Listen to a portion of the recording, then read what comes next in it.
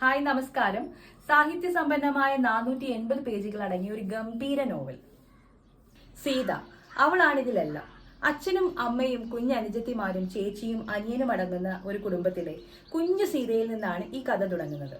സൗഹൃദം അവൾക്ക് എന്തിനും മുകളിലായിരുന്നു.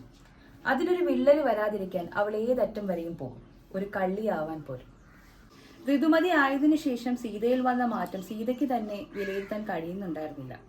അവളുടെ കാഴ്ചപ്പാടുകൾ ആ കുടുംബത്തിലെ ചുറ്റുവട്ടത്തെ സ്ത്രീകളിൽ നിന്നും വരെ വളരെ വ്യത്യസ്തമായിരുന്നു. എന്തിനും പോന്ന പെണ്ണ്, അതായിരുന്നു സീത. അവൾ സുന്ദരിയായിരുന്നു, ബാഹ്യരൂപത്തിൽ മാത്രമല്ല, മനസ്സുകൊണ്ട്. പട്ടിണിയുടെയും കാഴ്ചപ്പാടുകളുടെയും നിറം മങ്ങിയ ലോകത്തേക്ക് കൈപിടിച്ചു കൊണ്ടുപോകുന്ന അതിസാഹസികമായ നോവൽ ഏനം. ഭൂമിയിൽ ഇന്നോളം ജീവിച്ചിട്ടുള്ള സ്ത്രീ ജന്മങ്ങൾ അനുഭവിച്ച നിസ്സഹായതയുടെ കടലാഴം കാണിച്ചു തരുന്ന ഒരു നോവൽ. സീതയുടെ യുദ്ധം സമൂഹത്തോടാണ്, ഇവിടെ നിലനിൽക്കുന്ന വ്യവസ്ഥിതിയോടാണ്. ഇതൊരു മസ്റ്റ് റീഡ്. അത്രയേറെ ഞാൻ ആസ്വദിച്ചു വായിച്ച ഷീല ശങ്കർ എഴുതിയ ഏനം ഇതൊരു മസ്റ്റ് റീഡാണ്.